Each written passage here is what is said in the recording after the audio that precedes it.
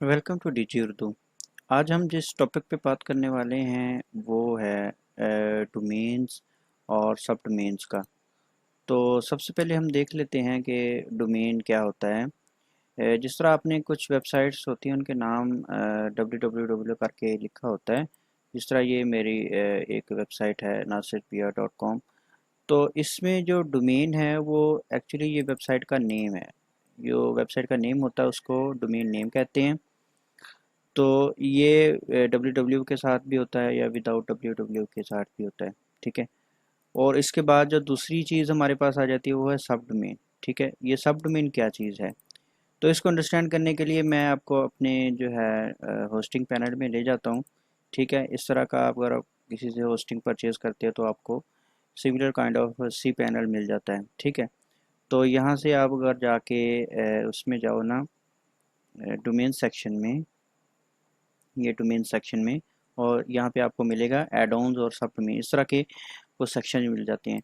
तो for example ये मेरे पास सब डोमेन्स हैं। ठीक है, तो सब डोमेन्स मैं किस तरह बना सकता हूँ? ये दो तरह की होती हैं। एक लाइक डॉट, यानी डोमेन से पहले डॉट लगाकर नेम कुछ लिखा जाता है, और दूसरा जो है वो डोमेन के बाद डॉट कॉम या डॉट नेट वट जो आपका डोमेन नेम होता है उसके बाद स्लैश करके जो भी आप अपना नेम लिखना लिखना चाहें। सो फॉर एग्जांपल मैं अपनी जो है यहाँ से डोमेन नेम सेलेक्ट करता हूँ, तो मैं यहाँ पे लिख लेता हूँ बीटा।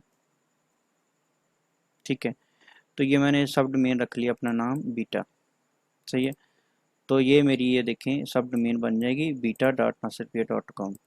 ठीक है, तो मैं सिंपली इसको यहाँ से क्रिएट कर लेता हूँ।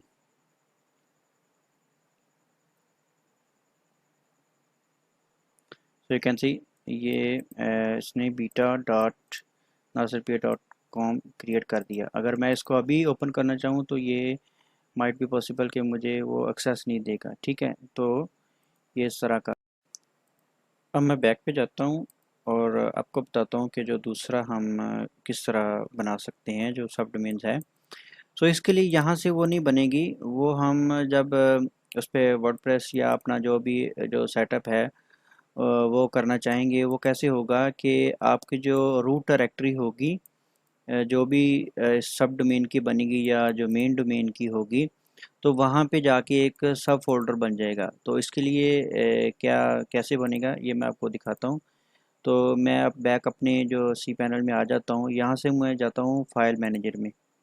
ठीक है, तो फाइल मैनेजर में जाके मुझे अपना ये जो nasirpia.com वाला जो फोल्डर है इसको फाइंड करना है। ठीक है, और फाइंड करके उसके अंदर मैंने ये जो बीटा वाली है ना सब डोमेन ये बनानी है।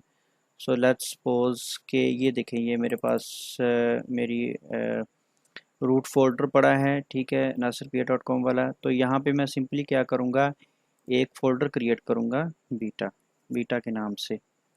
ठीक है, तो ये ऑलरेडी यहाँ पे बता रहा है मुझे, तो इसका कुछ एक्स्ट्रा कर लेते हैं बिकॉज़ कि हमने वो ऑलरेडी क्रिएट किया हुआ है बीटा के नाम से। तो मैं इसको बीटा 2 कर लेता हूँ।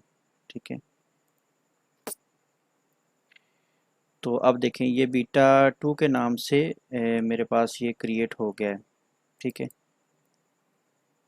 तो यहाँ पे मैं अपना जो भी है अपनी वर्डप्रेस वगैरह या वेबसाइट को एज अ सब डोमेन के तौर पे यूज़ कर सकता हूँ दिस वे।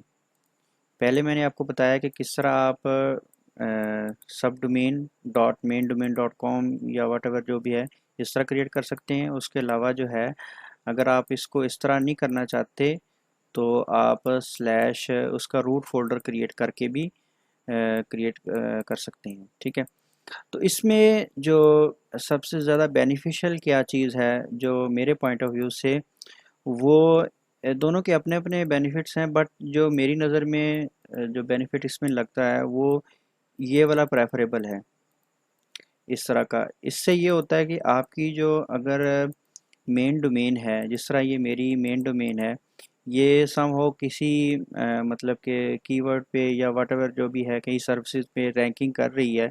ठीक है, या इसकी अथॉरिटी बिल्ड हो जाती है, तो अगर ये इसमें ये मैंने एक कॉन्टैक्ट का पेज बनाया है या वट जो भी मैं इसकी सब डोमेन यहाँ पे सेटअप करता हूँ, ठीक है, तो उसकी जो अथॉरिटी है वो इसको भी पास ऑन होगी, ठीक है। तो इसका ये बेनिफिट होता है रूट डायरेक्टरी में रखने का। बट जो अगर इसको इस तरह का लाइक नहीं करता तो वो उसके लिए जो दूसरी ऑप्शन है वो पहले डॉट लगा कर भी कर सकता है। तो आई होप कि आपको कुछ इसमें इंफॉर्मेटिव चीज़ लगी होगी। तो की वाचिंग, थैंक यू।